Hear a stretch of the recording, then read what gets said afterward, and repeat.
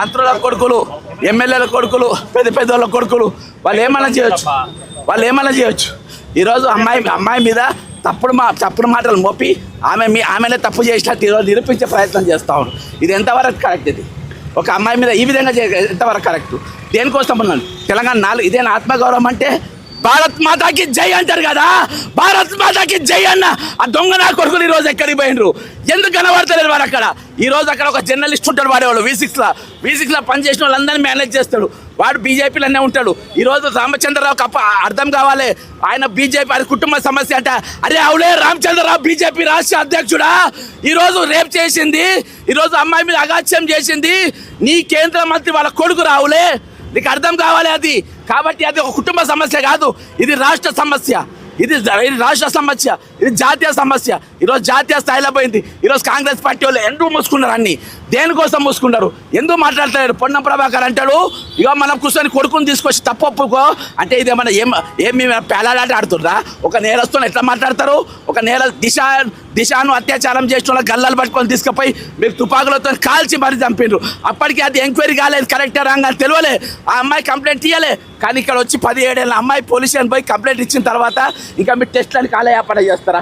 దేనికోసం ఆ సిట్టు? ఏ సిట్టు ఇవాళ వరకు ఏం నిరూపించింది?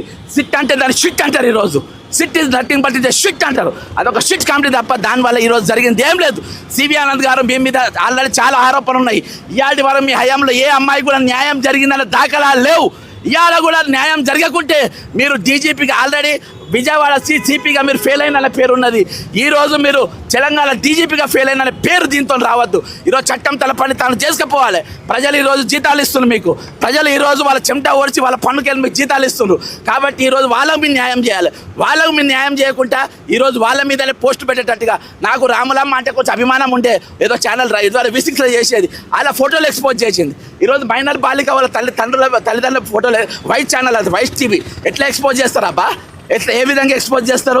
ఈరోజు వాని పేరు V6లో పనిచేసి ఇది వాళ్ళకి ఇప్పుడు బీజేపీలో చేరేడు.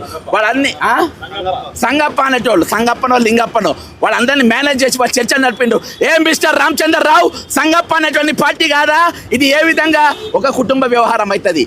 ఇది ఏ విధంగా ఒక పసి ప్రాణం యొక్క వ్యవహారం ఇది? దీంట్లో ఎంక్వైరీ లేకుండా ఫస్ట్ వాడిని అరెస్ట్ చేయాలి, ఫస్ట్ వాళ్ళని జైల్లో పెట్టాలి. వాళ్ళని జైల్లో పెట్టిన తర్వాత ఎంక్వైరీ జరగాలి. ఎంక్వైరీలు, టెస్టులు దీనికోసమా? అరే 2 చట్టాలు తీయండి పై తెలంగాణలో 2 రాజ్యాంగాలు రాయండి. ఈరోజు పేదోళ్ళకి ఒక రాజ్యాంగము, గొప్పలకు ఒక రాజ్యాంగం అని పెట్టండి. హైడ్రా పేదోళ్ళకి గులగొడుతుంది, గొప్పలకు గులగొట్టది. ఈరోజు పేద నేరస్తులను మీరు కాల్చి చంపుతారు, గొప్ప నేరస్తులను కాల్చి చంపరు. ఈరోజు 2 చట్టాలు ఇక్కడ నడుస్తూ ఉన్నాయి తెలంగాణలో, 2 రాజ్యాంగాలు నడుస్తూ ఉన్నాయి తెలంగాణలో. 4 రోజులకి వెళ్ళి మౌనంగా ఉన్నా ఇక న్యాయం జరుగుతుంది, అన్యాయం జరుగుతుంది. ఈ కేసులో కూడా న్యాయం చేయకుంటే ఎందుకే మీరు ఉన్నది?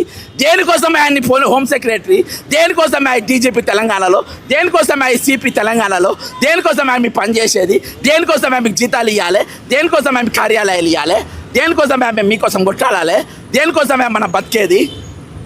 కలుపు కాల్తలేదా? ఈరోజు భారతదేశం అంతా కూడా దీని మీద ఖండన ఇస్తుంది. ఈరోజు కాంగ్రెస్ పార్టీ మీనాక్షి నటరాజన్ గారు ఇక్కడ ఇన్ఛార్జ్ ఉంటారు.